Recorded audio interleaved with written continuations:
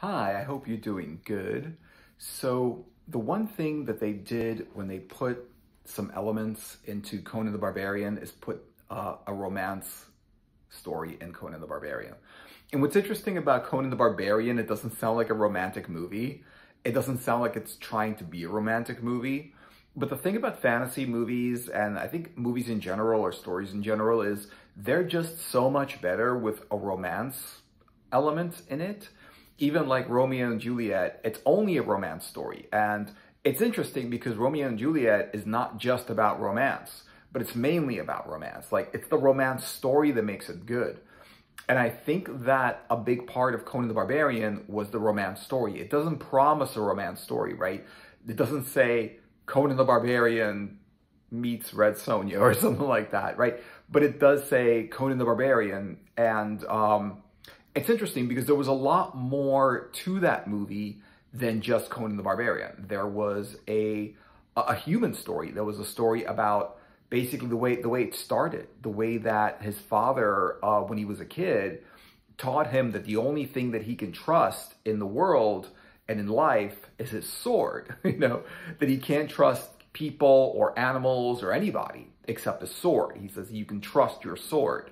That's one thing that happened. And then right after he said that, they were raided by Thulsa Doom and his warriors, right?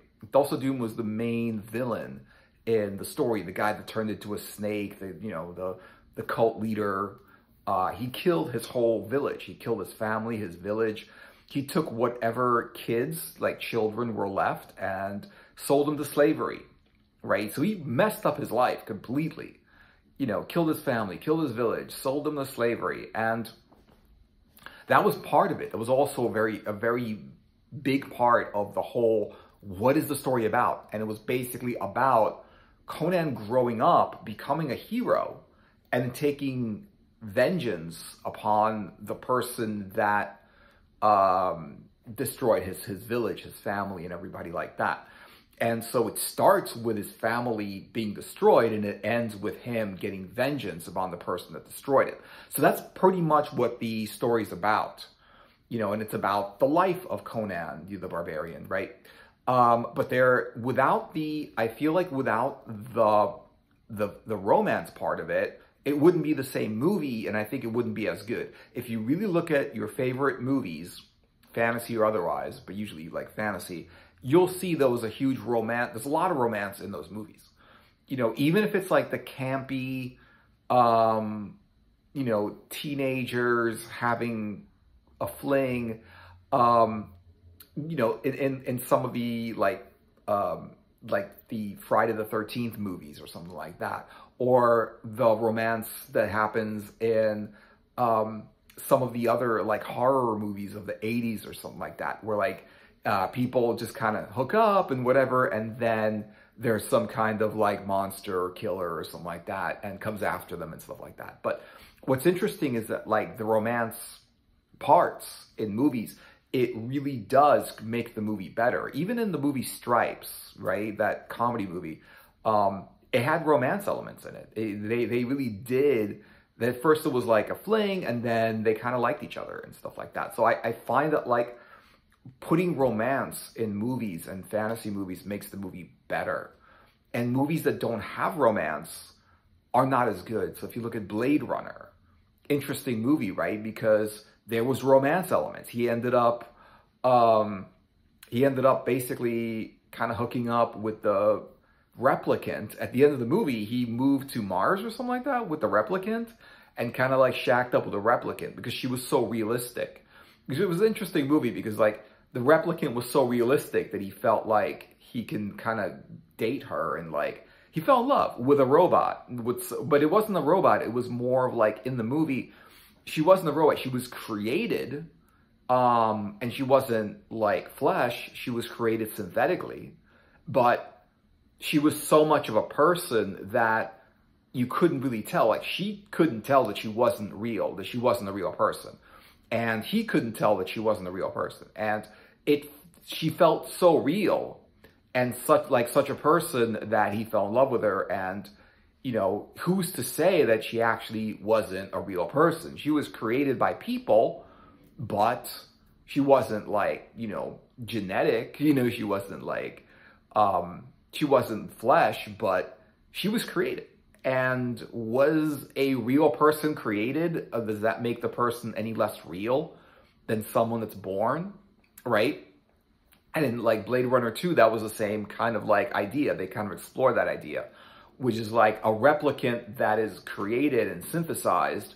Is that any different than a replicant that was born? Because I think in Blade Runner 2, there were replicants that were born and stuff like that. And there were replicants that were synthesized. And the ones that were born was sort of like real and more of a person. You know, is the person any less of a person if they're made than if they're born? And the answer to that is probably no, because, you know, like it's like right now with technology, with robots and AI and whatever it is, it doesn't feel like an actual person, like Siri on your phone or Alexa or something like that.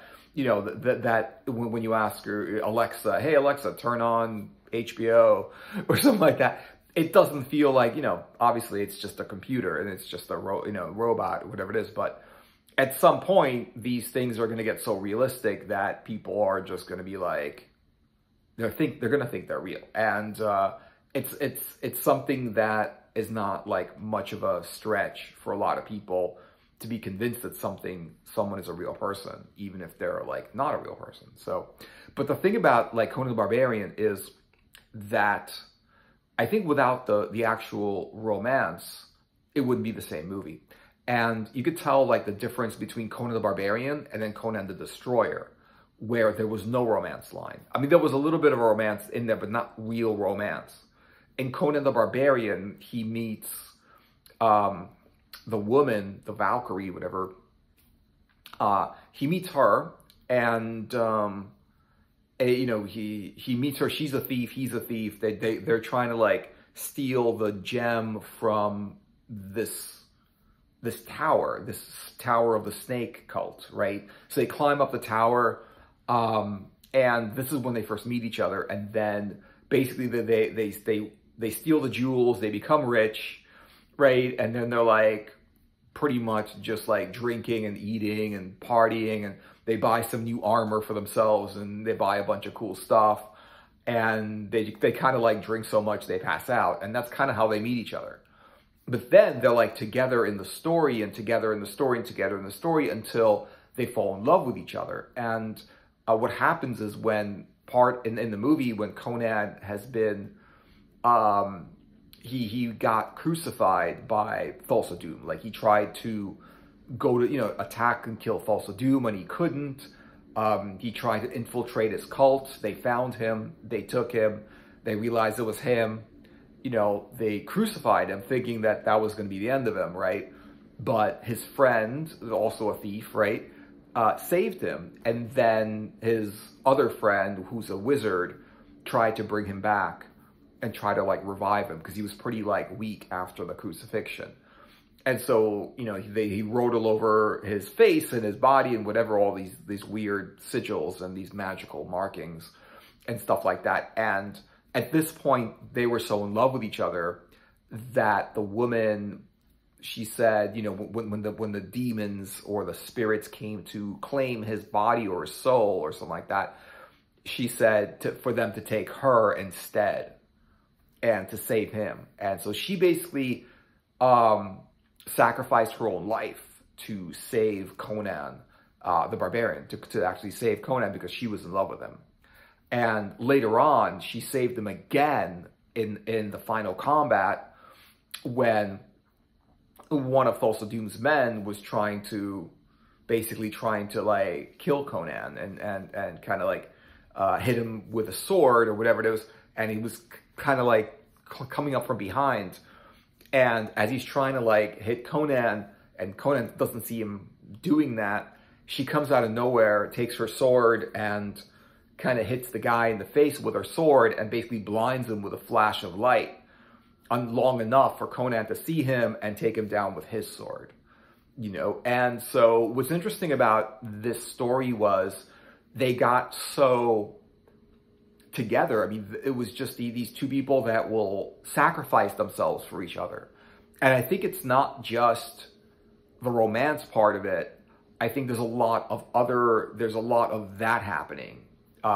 Like in Constantine, John Constantine sacrifices himself, his own life, to save someone else's life, a woman that he kind of doesn't know, who's a sister of this other woman who they're not really in love, but they do like each other and stuff like that. And it turns out that like later in the story that he sacrifices his own life just to save his friends, for the woman that's in the story, that woman's sister, because it means a lot to her, because it's a whole big story where her sister goes to hell and he summons the devil to ask for a favor to let the girl go and whatever it was. So it's a whole big thing. But that's the thing about it, is that it's not just romance. It's romance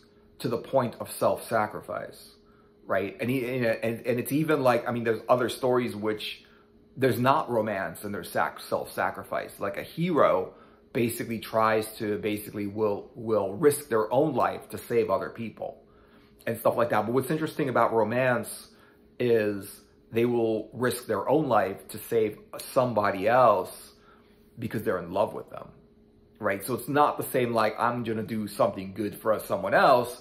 It's, I'm so in love and so emotionally entangled in somebody that I would rather that, you know, like risk my own life than to have them die or something like that. Then there's always that situation that comes up. If you look at stories, you'll see that happening a lot. And in a lot of movies that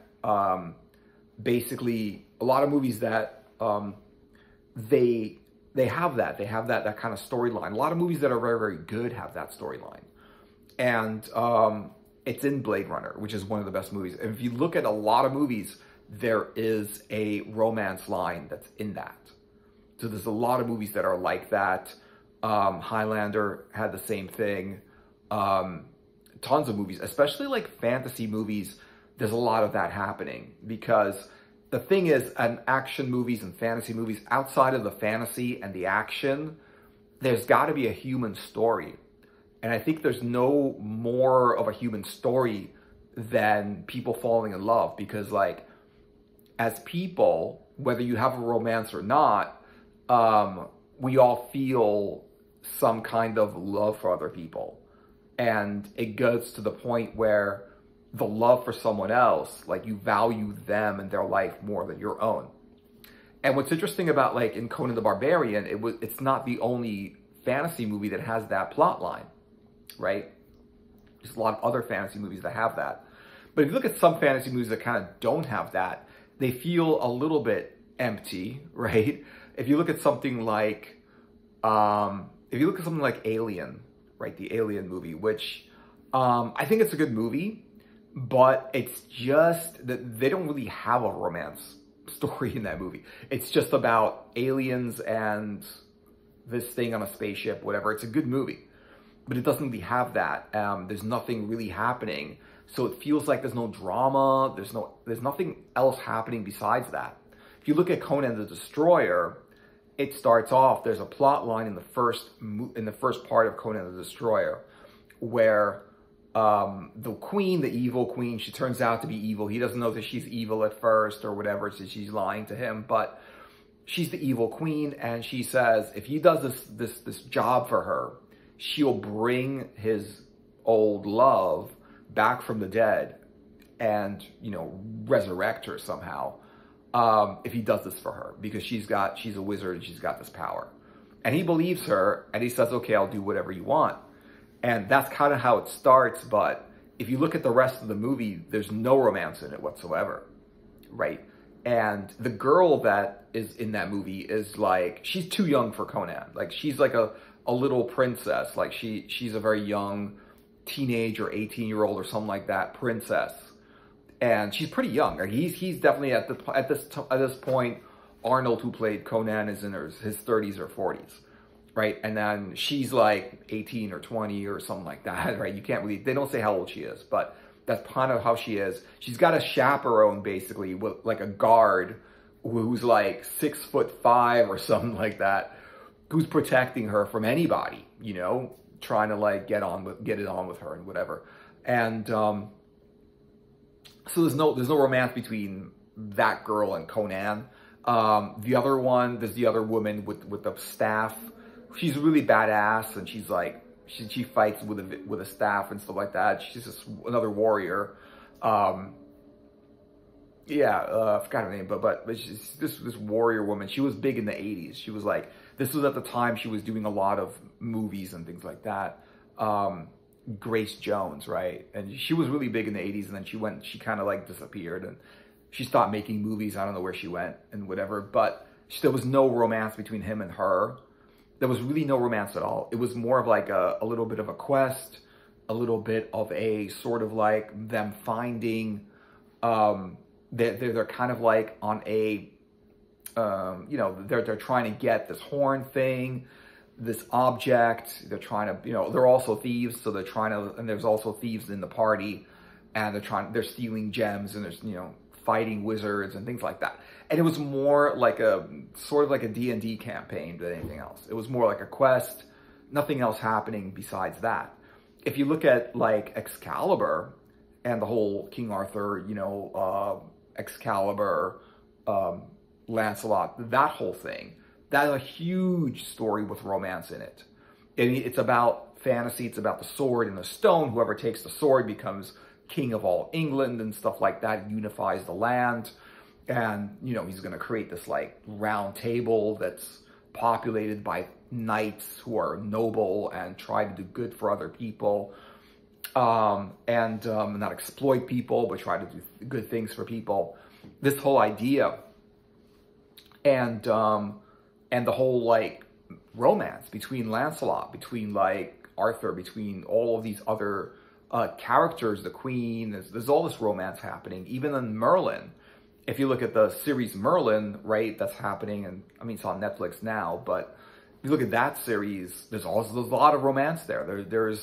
There's all of these different, there's a couple of different, like, people who are kind of in love with other people, but they can't tell them, and you're not really supposed to be in love with them, because certain people are royalty, other people are not, and royalty, even now, to this day, royalty it's really highly controversial if someone royal falls in love with someone who's not royal, or not like royal enough, you know, or some kind of royal title or whatever it was, you know, back when Prince Charles, who's now King Charles, married Lady Di, you know, that was very, very controversial. She was not royal at all.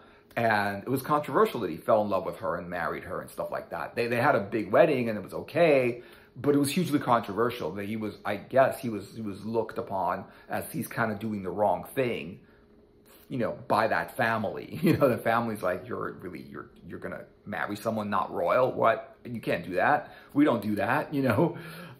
There was that. And that, I mean, that goes all the way back. It goes, you know, it goes all the way back to King Arthur and stuff like that. There was that. Even in Excalibur, there was a lot of romance. And if you look at a lot of your movies, your favorite movies, they've got their romance scenes. Like, a lot of movies will have the sex scenes. And it's not just a sex scene where it's just like sex or whatever. It's usually really romantic. And it's usually like people that fall in love with each other. If you look at some of the Netflix, even some of the Netflix superhero movies, you know, you will see, like, you know, all of these romance scenes, you know, between certain superheroes, like Iron Fist, like, you know, even in a lot of these other, even in Deadpool, there was romance between him and the woman in there. And so you will look at, like, there's a lot of these, they kind of like incorporate them, they kind of make them romantic, so it's kind of cool. And they do put like sex scenes, so it's like a hot, sexy romance at the same time. Therefore, so they can kind of like put, like, you know, they can put nudity in that, and that makes people want to watch the movie and things like that, because people are attracted to that kind of thing. They want to see that kind of thing. But if you look at a lot of the movies, they all have their sex scenes, and the sex scenes are just hot, passionate, romantic scenes in the movie. Now, does that make a movie better? I think these romantic stories go into literature all the way back, like all the way back to even like the Norse tales. There was a lot of romance in there. In Beowulf, there was romance. You know, there was he basically falls in love with a monster. You know, Beowulf falls in love with the monster. She has his kid, then he has to battle his own kid, who becomes a dragon or something. I don't know if that's the same story that was told originally, but that's the story I saw in the movie on Netflix, the Beowulf movie. That was like an animation, kind of like animated, computer generated kind of movie, whatever it was. So he basically falls in love with a monster, and that happens a lot. Even in vampire movies, like people fall in love with, you know, with monsters and stuff like that. Even in monster movies, people fall in love with monsters. Even in like Beauty and the Beast, she falls in love. He's a monster. She's regular. They fall in love. Even in, if you go, you can go take this all the way back to, you know, as kids, you know, in fairy tales, right? Snow White, Prince, you know, there's a prince there, right? Cinderella, there's a prince, right? The woman that she kisses frogs so the prince can, you know what I'm saying? Like, and there's so much of that, even if you go back to like any story. And I think that the reason for that is just stories are just more compelling. Like, we can relate with that.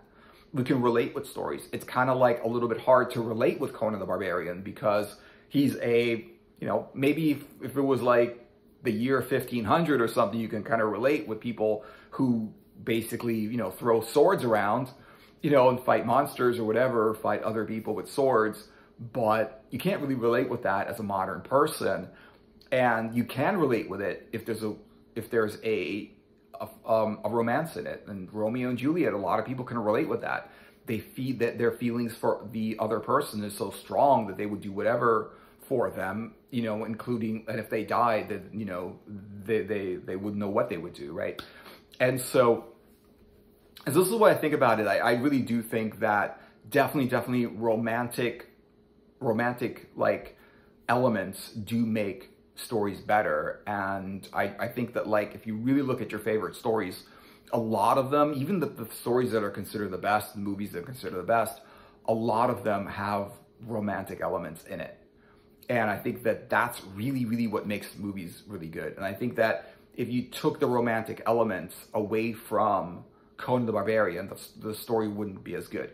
I think it would be a little bit empty without that kind of plot line, that thing that we can all relate with for real. Because most of us, you know, whether we have a romance or not, most of us have had those feelings for other people, you know? So let me know what you guys are thinking in the comments. Thanks for watching. I hope you enjoyed the video. Give it a like and a subscribe, and I'll see you guys in another video later.